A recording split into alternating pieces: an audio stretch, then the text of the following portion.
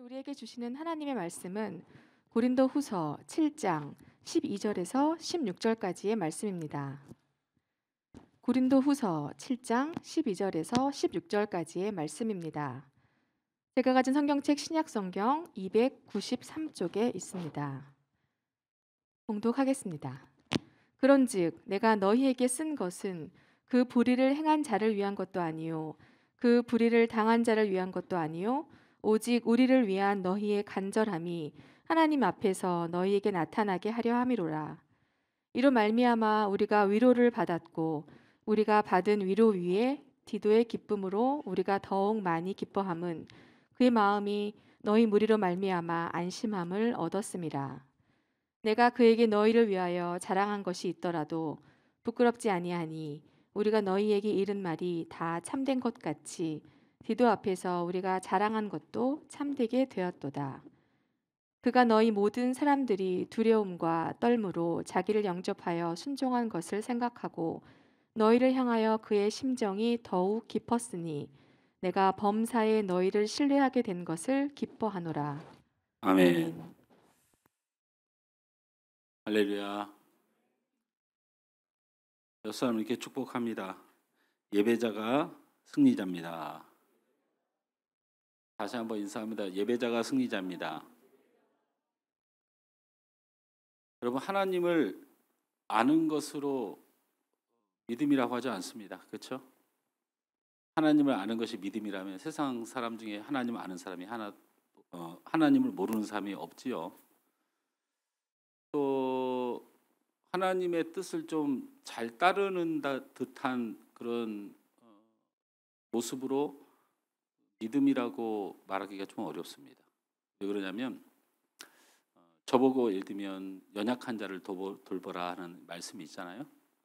그 말씀을 내가 잘 따라서 행해야 되는데 고민이 뭐냐면 세상에는 나보다 훨씬 더 연약한 사람들 돌보는 안 믿는 사람들이 있다는 거예요.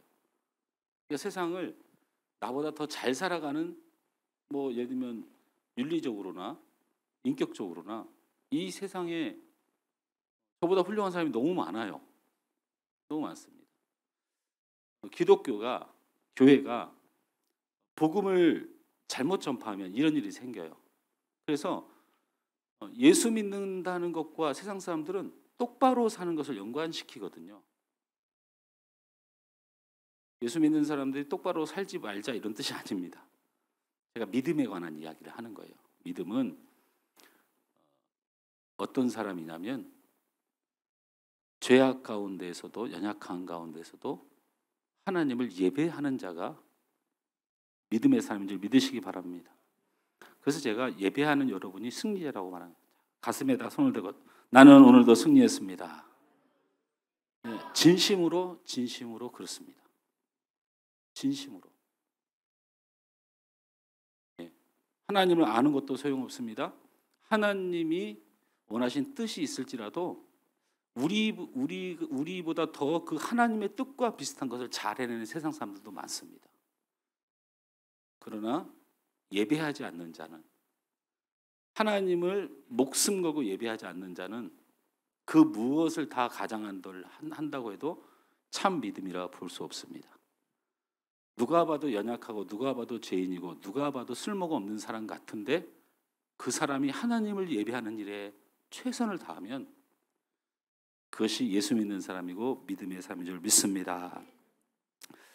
자, 오늘 말씀의 제목을 함께 읽었으면 좋겠습니다. 시작. 하나님이 사랑하시니 나도 사랑합니다.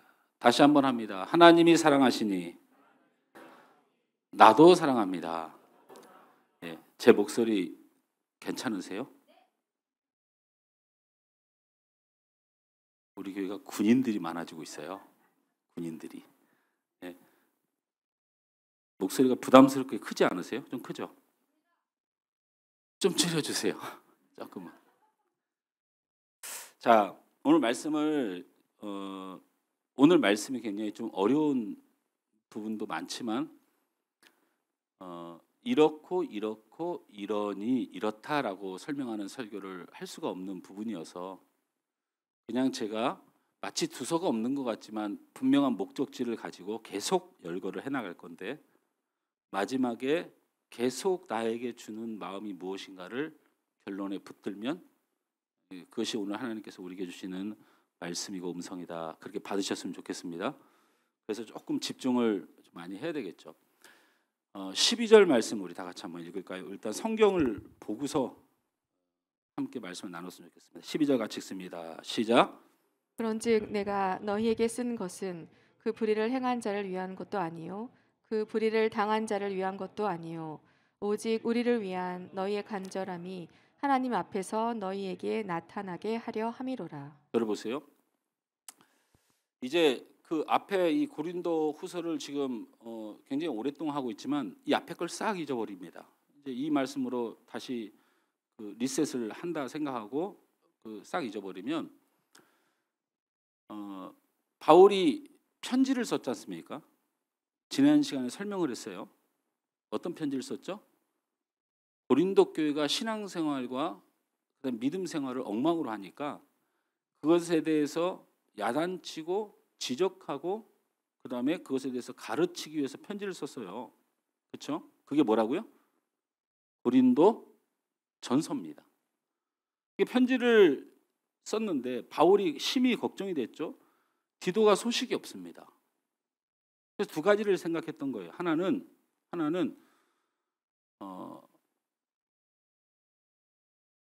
그곳에서 디도가 굉장히 환영받지 못하고 바울이 막 지적하고 야단치니까 그 사람들이 화가 나 있어서 이 디도가 굉장히 곤란한 지경에 처했나 보다 이런 생각을 하나는 했고요. 그리고 성경학자들에 의하면 실제로 유대 땅이 아닌 이방 땅에서 자기들의 조직과 신념을 반하는 사람들이 이 사신으로 가듯이 가면 그냥 돌로 쳐서 죽이는 일이 많았어요. 심하게는 디도가 죽었을까라는 고민까지 했다는 거예요. 예, 그래서 그리고 바울에 대해서 별로 그 좋은 이미지로 시작한 교회가 아니잖아요. 바울이 예수님을 죽인 자고 유대인 중에 유대인주의고 이방에 쫓겨나게 된 이방으로 서럽게 쫓겨나게 된 주류의 대표적인 사람이잖아요.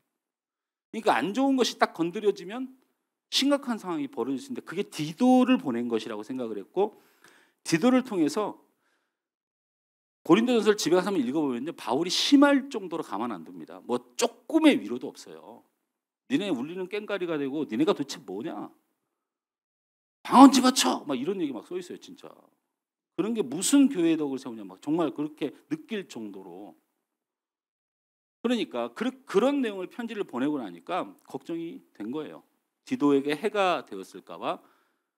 그다음에 그 사람들이 나를 굉장히 싫어하고 화나는 상황이 발생하겠구나. 그래서 하나님의 말씀대로 뜻대로 써서 보내긴 했지만 그것이 감정을 건드리고 관계가 무너져서 그렇게 힘들게 세웠던 고린도 교회가 무너질까 봐 굉장히 큰 염려를 하고 있었다는 것입니다. 자, 그런데 여러분도 잘 알다시피 분명히 그렇게 했습니다. 그런데 예상외로 디도가 돌아와서 전한 소식은 사람들이 그 말씀을 받고 화를 내지 않고 눈물을 흘리며 통회하고 바울 선생님께 죄송해하고 속히 오셨으면 좋겠다고 하고 그 불의한 자들에 대해서 잘 수정시키고 그들까지 다 하나가 되어서 우리가 이렇게 좋은 교회로 사랑의 교회로 세워졌다는 보고를 받습니다. 그 보고에다가 무슨 보고를 또 받냐면 나를 너무 극진히 대해주고 너무 저를 사랑해 줍니다. 그래서 여러분 읽은 본문에 그냥 귀를 성경책 보지 마세요. 계속 그냥 귀만 열어두세요. 눈을 성경책 보지 마세요. 이로 말미암아 우리가 위로를 받고 우리가 받은 위로 위에 디도의 기쁨으로 우리가 더욱 많이 기뻐하면 그의 마음이 너희 무리로 말미암아 안심함을 얻었습니다. 이런 말씀을 표현할 정도로 근심 걱정을 했는데 디도를 통해서 들은 소식은 변화되고 통회하고 또 서로 사랑하고 하다못해 바울 선생은 미워하기는커녕 아무것도 아닌 자기 편지 전달자를 극진히 대했다고 소식을 듣고 굉장히 기뻤다는 거예요.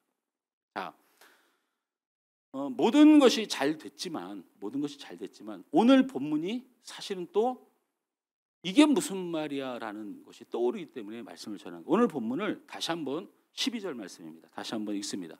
화면을 보고 읽으면 좋겠어요. 시작. 그런즉 내가 너희에게 쓴 것은 불의를 행하는 자를 위한 것도 아니요 그 불의를 당하는 자를 위한 것도 아니요 오직 우리를 위한 너희의 간절함이 하나님 앞에서 너희에게 나타내게 하려 함이라. 세상 성경을 이렇게 어렵게 써놓으면, 그래서 여러분 이렇게 한번 합니다. 성경이 어렵습니다. 목사님 좋겠습니다. 네, 전 좋습니다. 저는 아주 좋습니다. 이렇게 어렵게 써놔서 제가 설교를 하지 않습니까? 굉장히 기쁘고 감사합니다. 자, 보면 저 본문 한번 다시 한번 12절을 띄워놓으면 이런 말입니다.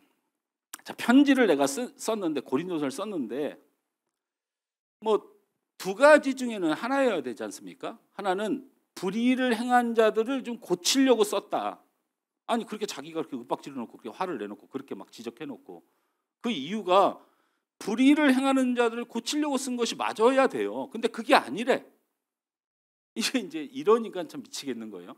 그러면 뭐예요? 그게 아니면 그렇게 불의를 행하는 자들, 거짓으로 가르치고 자신들을 갖다가 교회 안에서 주님의 마음이 아닌 다른 것으로 눈을 들도록 그렇게 불의를 행하는 자를 통해서 고통을 받았던 불의를 당한 자들을 위한 것이어야 되는데 그것도 아니래.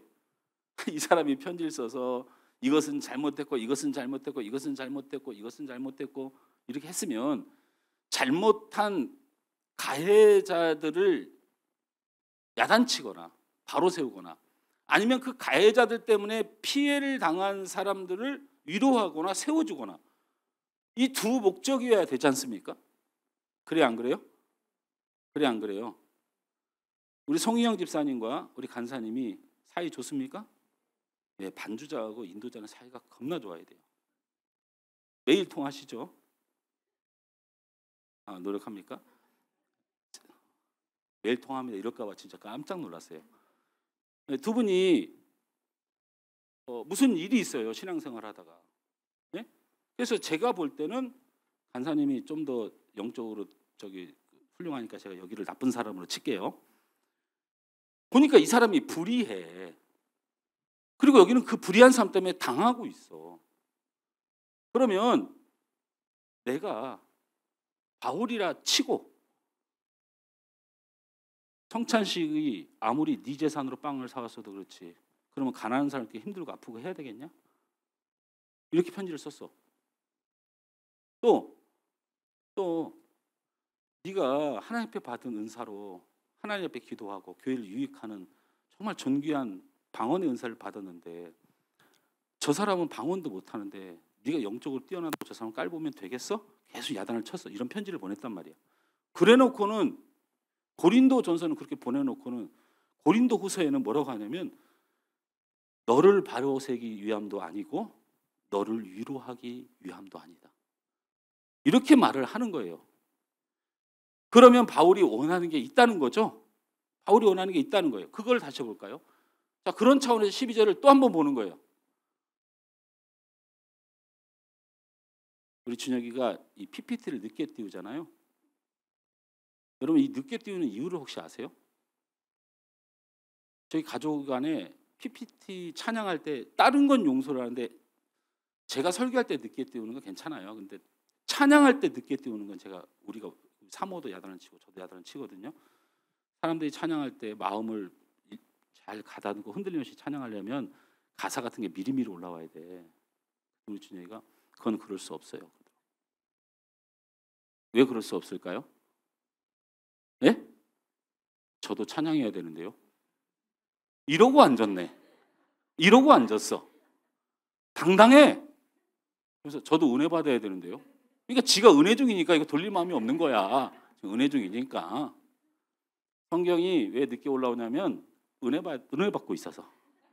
그래서 저게 늦을 때마다 여러분 무슨 생각하면 되냐면 준혁이가 은혜 받고 있다. 자, 앞에 하얀 글씨는 제가 설명을 드렸습니다. 편지를 써서 분명히 지적하고 그렇게 해서 뭐 바로 세우려고 한 줄 알았더니 그게 또 아니래. 불의한 자들을 위한 것도 아니고 불의를 당한 자들을 위한 것도 아니에요. 오직 읽습니다. 시작. 오직 우리를 위한 너희의 간절함이 간절함이 하나님 하나님 앞에서 앞에서 너에게 너에게 나타내게 하려 함이로다. 함이로다. 이게 아주 어려운 본문인데 이제 저를 보면 됩니다. 글로는 고만 어렵고 쉽게 설명하면 바울의 염려를 했어요. 이렇게 편지를 보내고 불의한 사람을 바로 세웠는지 또 불의를 당한 사람이 위로를 받았는지 지금 이게 하나도 신경 안 쓰인다 그 말이에요. 저 말은 위함이 아니란 말이 아니고 위하는 건 맞는데 그걸 바로 세우고 싶었는데 지금 걱정은 불의한 사람도 기분 나쁘고 불의를 당한 사람도 이 편지 때문에 고통을 받을까 봐. 그래서 이 편지 나라는 사람이 바울이라는 사람이 편지를 보내놓고 그것 때문에 교회가 문제가 생기고 서로 원수가 됐을까 봐. 또 하나는 바울 선생님이 불의한 사람을 정죄했으니까 불의를 당한 사람이 일어나서 이 사람들을 내쫓았을까 봐. 바울이 이제 오만 고민이 드는 거예요. 다시 말하면 문제가 있었지만 문제 때문에 싸우고 다투고 또 반대가 된 거죠.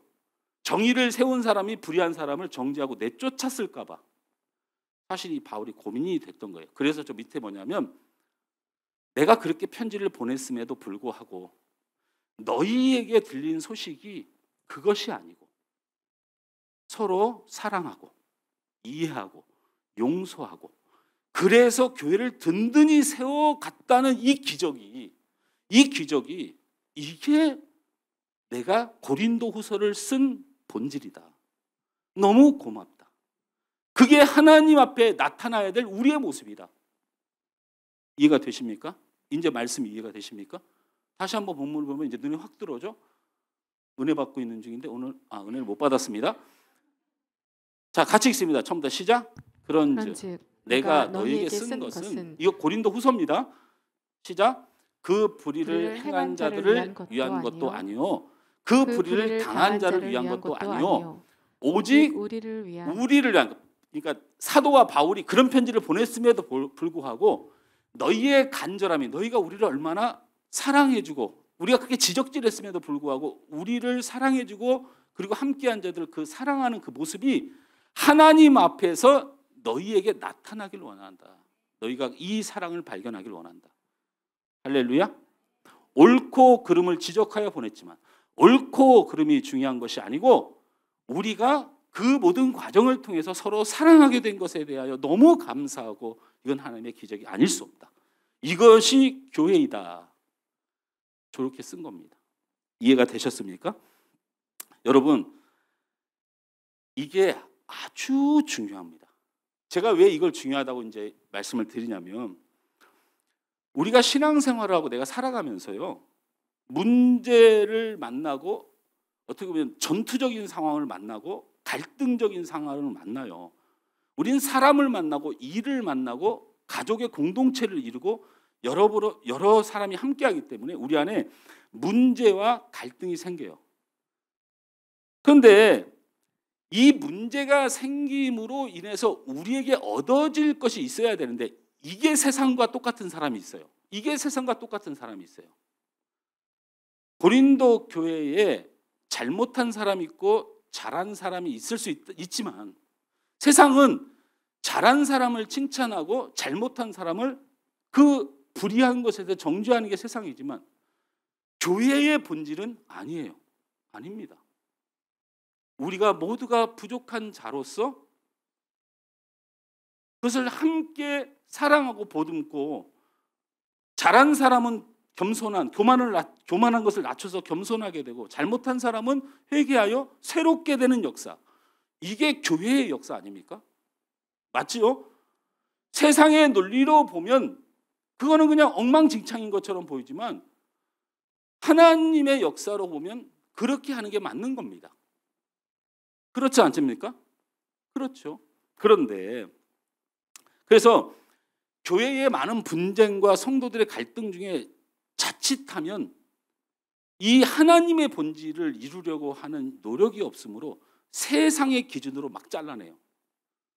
그래서 한국교회가 안 망하는 것 같지만 그래서 막 대단히 옳은 길로 가는 것 같지만 하나님이 기뻐하시는 열매와 일들이 하나도 안 일어나는 거예요. 제가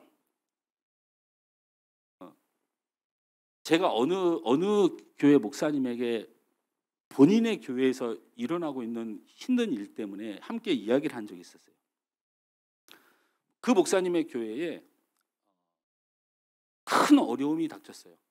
그 어려움이 이유가 뭐냐면 어떤 장로님이 회사의 사장님이신데 굉장히 부자고 그 교회 건축의 거의 절반 정도를 그분이 됐을 정도로 그렇게 부유하고 일을 많이 하는 장로님이에요. 근데 이 장로님이 예를 들면 당회원들하고 식사를 하는데 우리 지금 교회에도 보면 저기 식당에 들어가서 맨 끝자리 저 구석에 목사님하고 뭐 이렇게 우리 장로님하고 뭐 이렇게 최장로님하고 이렇게 앉아 있잖아요. 거기 앉아 있는데 우리 옆으로 와서 밥 먹으려고 하는 사람들이 없잖아요. 거기에 앉는 자리가 죽겠어요, 저는. 사실은. 제가 우리 양 장로님이 안쓰러워서 거기 앉는 거예요, 사실은. 혼자 밥 먹을까 봐. 나도 권사님들 가서 밥 먹고 싶고 나도 저기 집사님들 가서 밥 먹고 싶은데 체질상 그 자리가 진짜로 안 맞아요. 근데 왜 자꾸 여러분 거기다가 그 사람들 자꾸 모아놓는 거예요? 왜 자꾸 나하고 양장로하고 최장로하고 이렇게 자꾸 거기다 이렇게 놓는 거예요? 그런 거 하지 마세요. 앞으로 최장로님, 장로님이 그 자리를 지켜. 그다음에 그 다음 칸은 우리 양장로님이, 내가 그 다음 칸은 제가 이렇게 앉아서 우리 좀 나눠서 떨어져 있읍시다. 저 친하지도 않는데 자꾸 친하게 밥 먹어요. 자, 이 장로님이 이제 담임 목사님하고 거들먹하면서 이제 식당을 간 거지. 거들먹이라 해서 죄송한데 제가 이 이야기를 그렇게 표현한 건 미안합니다. 근데 이 장로님이 이제 갔어요. 식당에서 막 봉사하고 있는 이제 그 권사님이 계시니까, 어이 김 권사, 그 밥 좀 갖고 와봐. 이렇게, 그러니까 뭐라고 할까? 하여튼 그렇게 했어요. 교회가 뭐 작은 교회가 아닙니다. 굉장히 큰 교회예요. 거기 수석 장로죠. 김 권사, 그 밥 좀 갖고 와. 에헤, 참 빨리 갖고 와. 워낙 친하기도 하고 너무 잘 알고 뭐 개척 멤버고 막 이런 거죠. 그런데 이 모습을 보고 있던, 이제 이렇게 되면, 자 보세요. 장로님이 잘했나요, 잘못했나요? 이게 지금 어려워요, 판단이? 돈이 많은 그 교회를 거의 그 시딱한 그 장로님이, 부자 장로님이 부엌에서 가난하고 힘없고 나이가 좀 들었지만 어쨌든 좀 연약한 우리 그 권사님에게 가서 반말로 막 명령하듯이 종부리듯이 말을 했어요. 장로님이 잘했어요, 잘못했어요? 잘못했죠. 그죠? 권사님이 피해자고 가해자가 장로님이잖아요. 그래 안 그래요? 그렇죠. 이건 안 되는 거잖아요. 그죠? 안 되는 거잖아요. 근데 어느 누구도 저항을 하지 않아요. 담임 목사님도 그냥 그게 그 의뢰 그런 줄 알아요. 그러니까 그게 그냥 생활화 돼가지고 그렇게 해요, 그분이. 근데 이제 그럼 무슨 고민이냐? 청년부에서 들고 일어났어요. 그 사건을 가지고. 청년부에서. 장로님 사과하시라고. 가난이 죄냐고. 교회가 그래도 되냐고. 난리가 난 거예요. 그러니까 장로님이 내가 좀 말 표현이 좀 미안했다. 그리고 워낙 친했던 권사님이고, 근데 내가 어쨌든 연세도 꽤 많으신 분이에요. 그래서 뭐 마음에 본이 무시해서 그런 건 아닌데 어쨌든 이렇게 해서 대충 이렇게 사과를 했지만 청년들이 뜻을 굽히지 않아요. 이런 분이 무슨 기름 부은 종이고 교회의 장로가 되어서 가난하고 연약한 사람들을 더 위로하고 세워야지. 장로 사임하세요. 요구를 한 거야, 당회에다가. 교회는 이런 이 도덕적 개념으로는 우리 교회가 한치도 발전할 수 없다. 그래서 결국에 어떻게 되느냐? 그 장로님과 그의 가족들이 교회에서 나갔어요. 그러면 그 목사님이 나한테 와서 하는 상담이 뭐냐면, 목회를 하고 싶지가 않대요. 그래서 왜 그래? 그랬더니 그 장로님이 집사 때부터 자기하고 지금 20년째 목회를 하고 있는데 내가 20년 동안 그분을 참고 있고 견디고 기도하고 있다. 버르장머리가 없고 막 나가고 함부로 하는 걸 몰라서 참는 게 아니고 반드시 저분을 하나님의 성령으로 치료하고 세워서 내게 맡겨주신 양떼가 아프다고 못 버린다. 그래서 지금까지 눈물로 그래도 지금 다 돼가는데 그래도 저 정도로 사과도 하고 저렇게 하는 모습이 생겼는데 어떻게 청년들이 세상하고 똑같이 나는 뭐고 교회는 뭐냐. 여러분, 제 얘기를 조금 더 오해하시면 안 돼요. 세상에서는 그 말이 맞습니다. 청년들 말이 맞아요. 정의여야 되고 옳아야 되고. 그러면 잘못한 사람, 죄 지은 사람은 교회에서 다 쫓겨나야 되는 겁니까? 그런 게 교회입니까?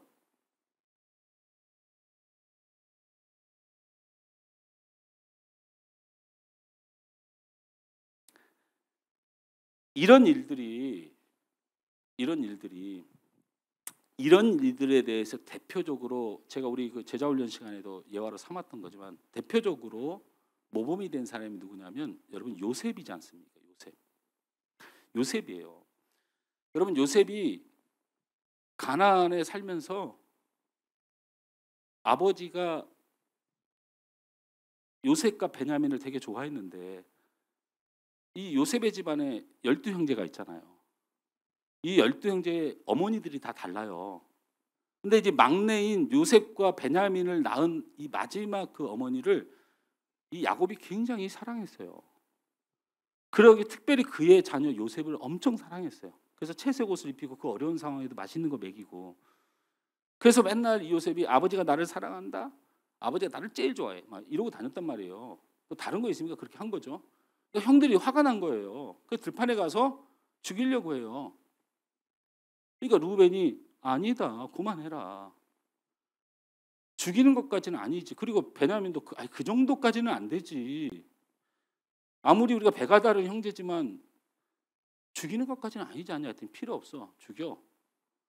그래서 웅덩이를 팠잖아요. 무덤을 판 거예요. 그러다가 결국에는 형제들 중에 나도 믿고 꼴배기 싫지만 죽이기까지는 하지 말자는 사람이 이겨서 결국에는 애굽으로 가는 상인의 그걸 종으로 팔은 거잖아요.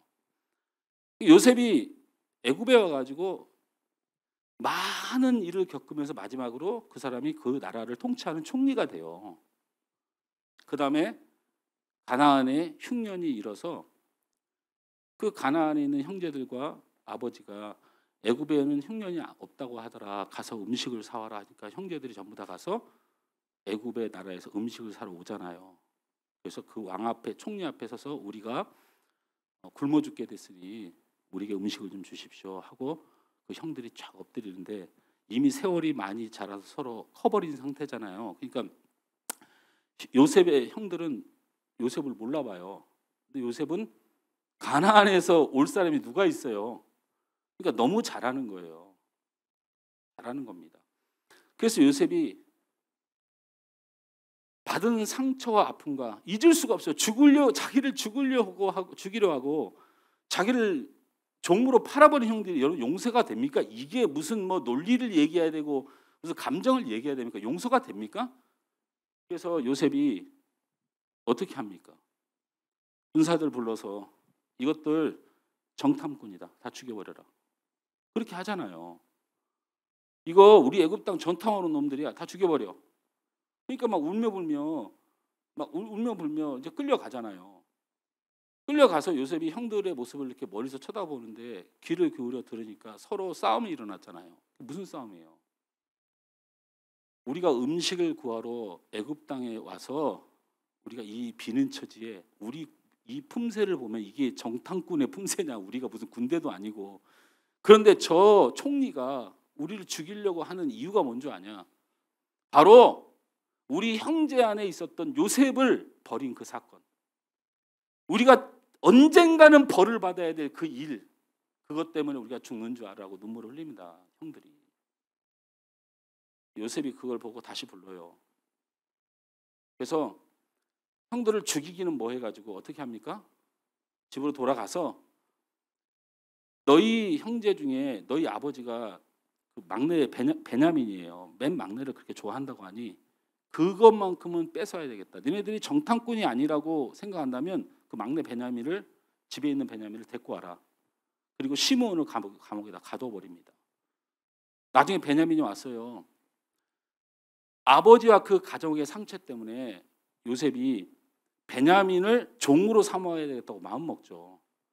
그리고 돌려보내면서 어떻게 종으로 삼을까 하다가 베냐민의 가방 속에 총리의 은잔을 숨깁니다. 그래서 보내놓고는 군사들을 보내요. 야, 저놈들 도둑놈들이다.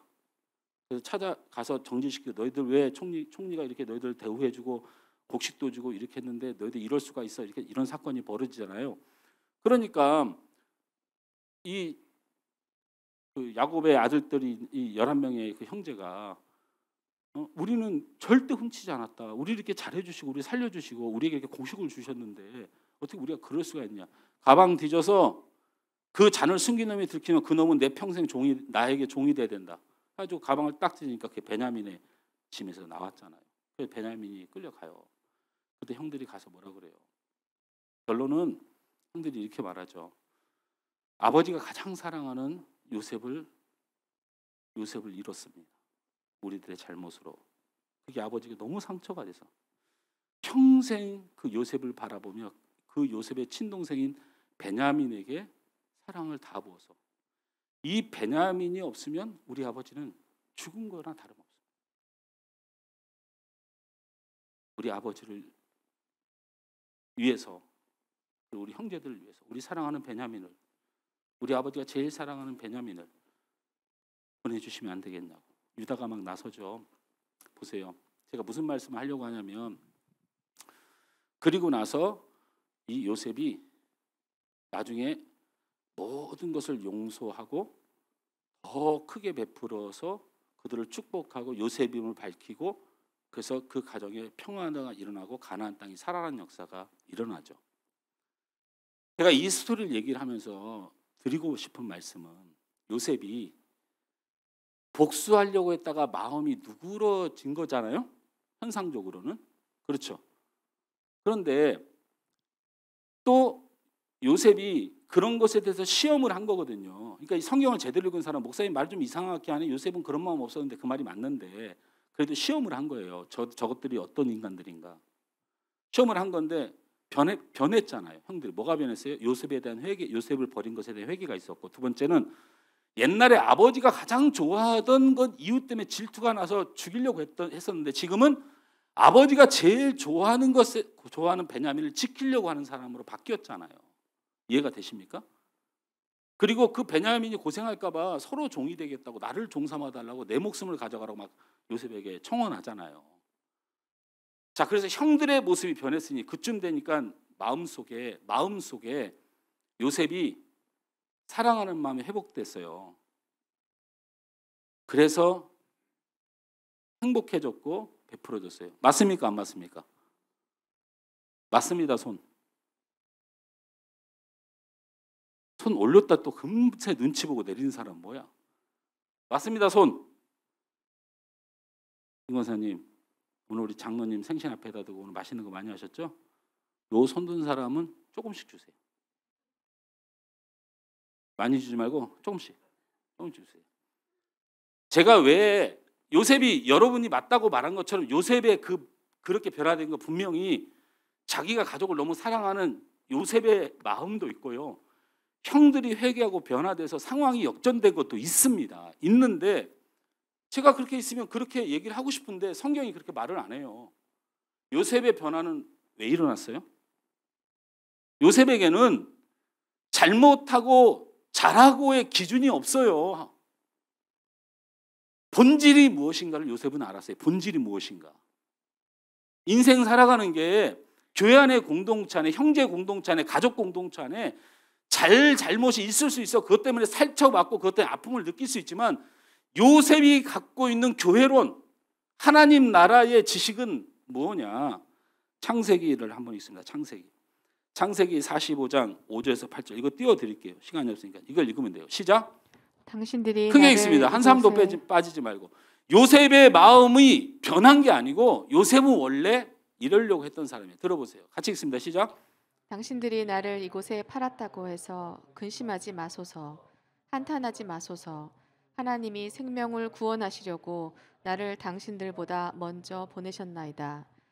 이 땅에 2년 동안 흉년이 들었으나 아직 5년은 밭가디도 못하고 추수리도 못할지라.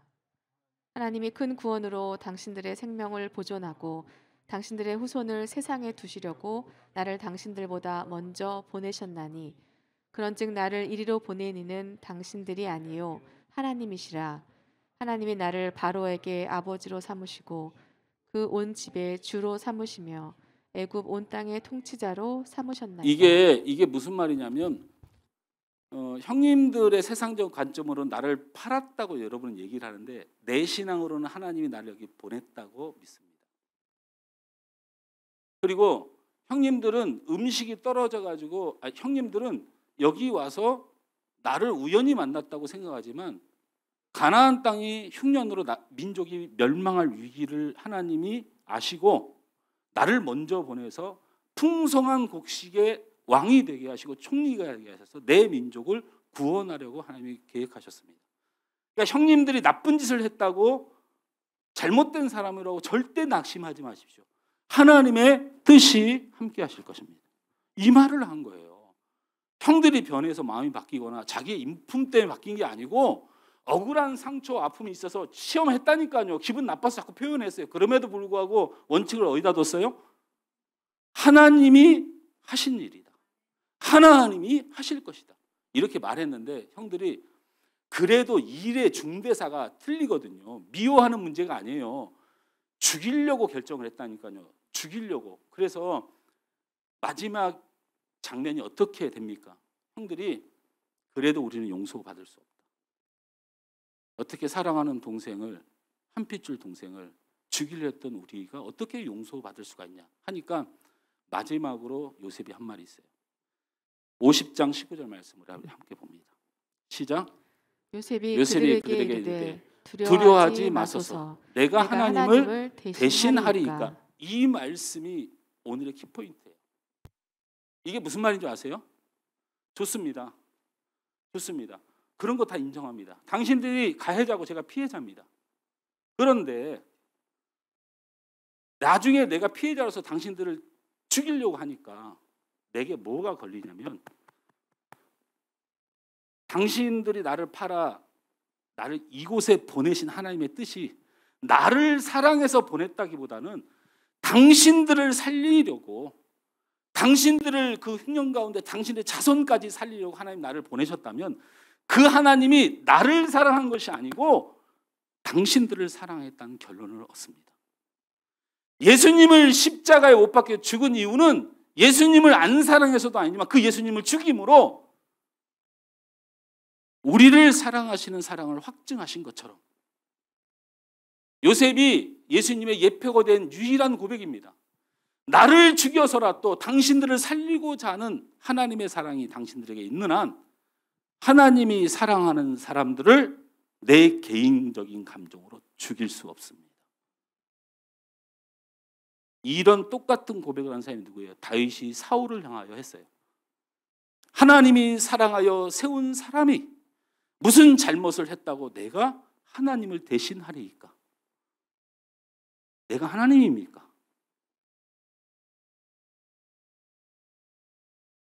이게 이 영적인 눈이 열려져야 복음의 능력을 얻습니다.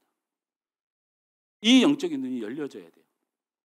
이게 교회에서 이루어져야 돼요. 이게 뭡니까? 십자가의 본질입니다. 이 십자가의 본질이 우리의 심령 가운데 뜨겁게 역사해야 교회가 됩니다.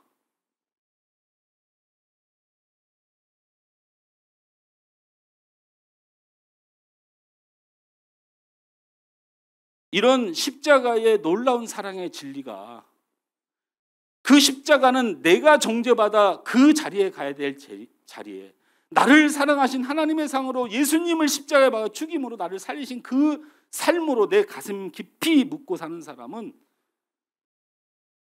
누군가를 향한 가해자도 누군가를 향한 피해의식도 갖지 않고 살 수 있습니다. 우리들의 상처를 치유하기 위해서 그 신앙의 뿌리를 어디서 찾아야 하냐면 바로 십자가 상에서 상처받은 치유자로 대신 죽으신 그리스도의 대속을 기억해야 됩니다. 1만 달란트 빚 탕감받은 자가 1 달란트 부채 때문에 용서 못하는 인간형이 우리 안에 굳건히 자리 잡고 있어요. 절대로 너희들은 1만 달란트를 빚지는 것을 탕감받는 사람이니 1 달란트 때문에 너희를 힘들게 하는 사람을 절대로 정죄하지 말라고 그렇게 부탁하고 그렇게 부탁해도 안 돼. 죽어도 안 돼. 우리 마음에 그냥 굳어져가지고 나밖에 몰라. 내 감정밖에 없어. 하나님의 뜻이 뭔지도 몰라. 그 십자가의 사랑이 어떤 걸 의미하는지도 몰라. 교회 안에서 이루어야 될 본질이 뭔지도 몰라. 이것이 누구의 문제라고요? 나의 문제고 우리 모든 인간이 육과 영의 마찰에 걸려있고 방황하고 고통스러워하고 있어요. 이 문제 때문에.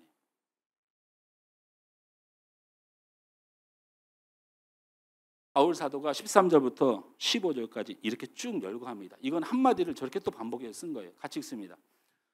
시작. 이로 말미암아 우리가 위로를 받았고 우리가 받은 위로 위에 디도의 기쁨으로 우리가 더욱 많이 기뻐함은 그 마음이 너희 무리로 말미암아 안심함을 얻었습니다. 빨간 것만 읽습니다. 그에게 너희를 위하여 자랑할 것이 있더라도 부끄럽지 아니하고 디도 앞에서도 우리가 자랑할 것도 참되게 되었도다. 내가 범사에 너를 신뢰하게 된 것을 기뻐하노라. 이게 15절이에요? 16절이에요? 16절. 몇 절부터죠 저게? 13, 14, 16절이에요. 이 세 절에서 지금 뭐를 얘기하는 거냐면 고린도 교회 안에 이게 이루어진 거예요. 죄 지은 사람이 있고 가해자가 있고 피해자가 존재하는데 그게 사라져버렸어. 이게 도대체 무슨 일인가? 하나님이 사랑하는 영혼인 것을. 교회는 옳고 그름으로 진행되는 게 아니에요. 사랑하는 자가 버텨내는 거예요. 사랑하는 자가. 제가 이런 말씀까지 이 방송 때문에 불편하지만 그래도 하면 제가 우리 사역자반에서 우리 교회는 사역자가 한 명도 안 나올 것 같아요. 나도 글러먹었고 2년 동안 제자훈련하고 1기, 2기 모아서 사역자반 지금 1년 가까이 하는데 하나도 안 나올 것 같다. 우리가 이 모양이 돼가지고 무슨 사역을 하냐. 그 기준이 뭔지 아세요? 그 기준이.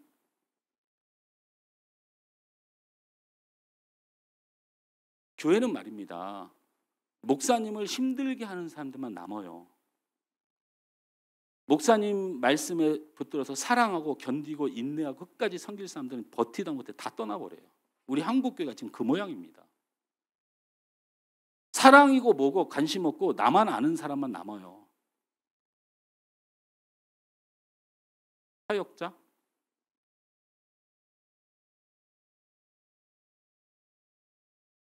아직도 모르는 거죠.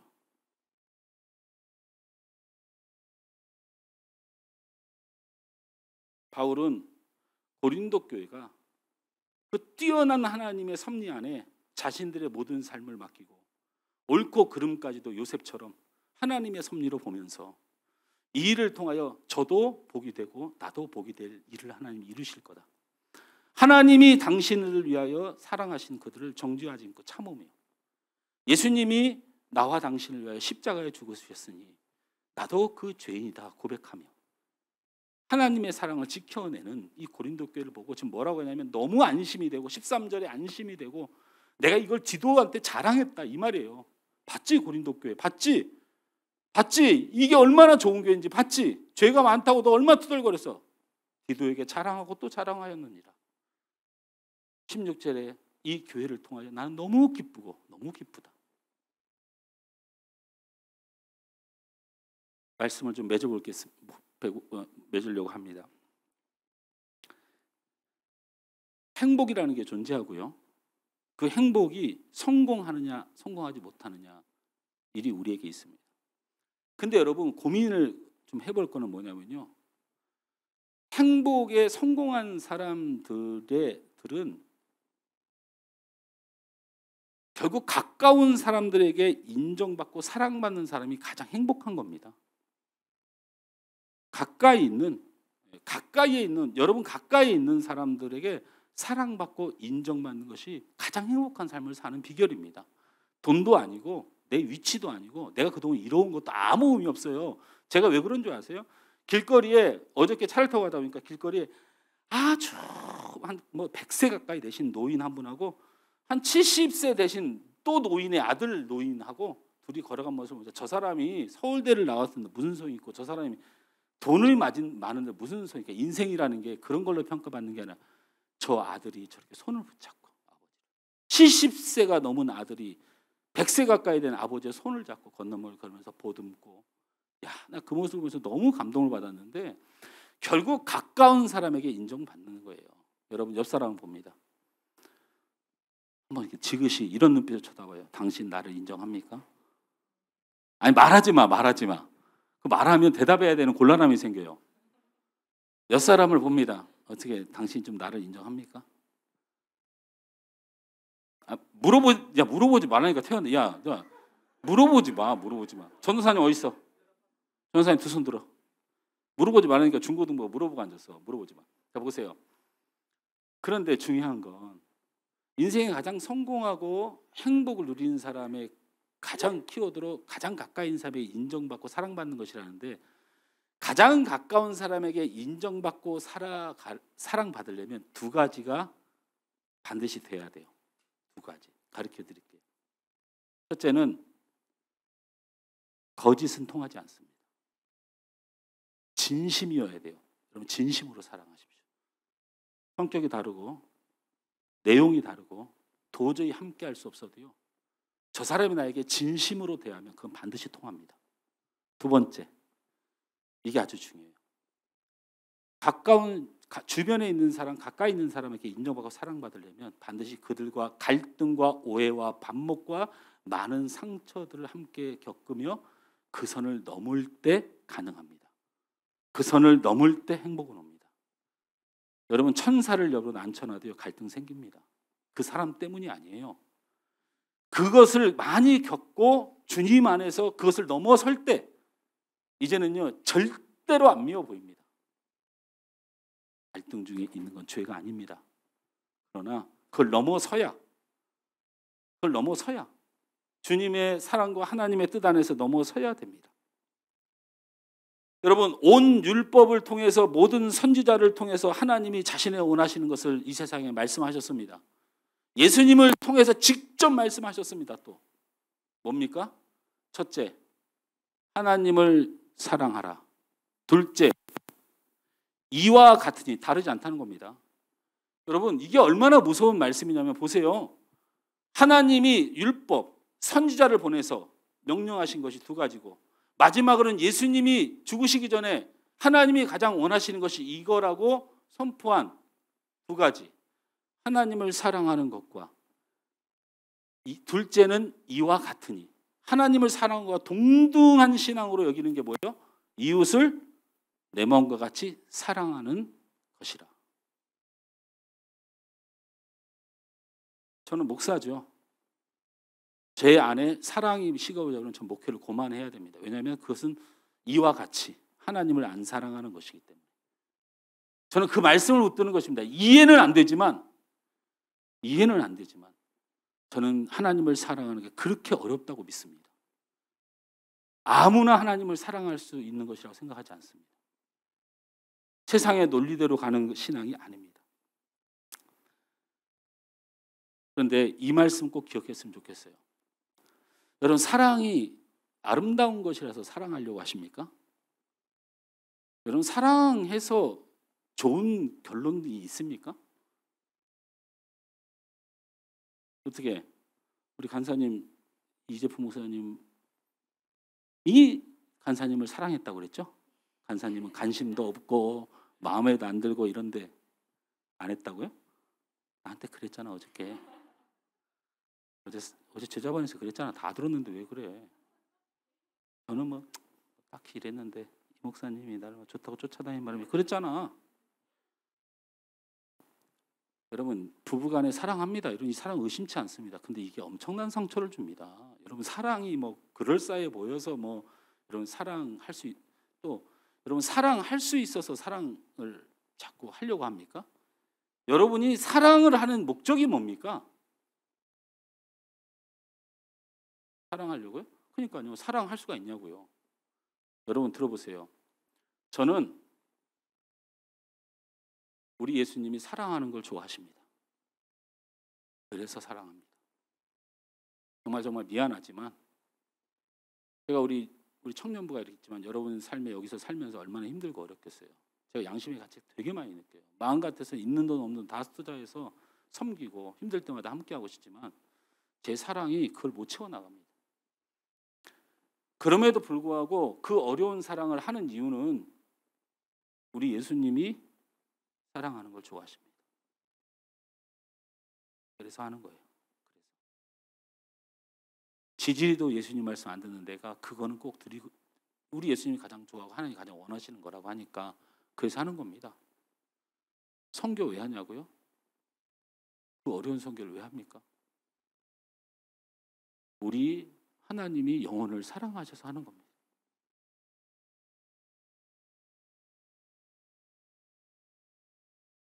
그래서 제목을 이렇게 잡았습니다.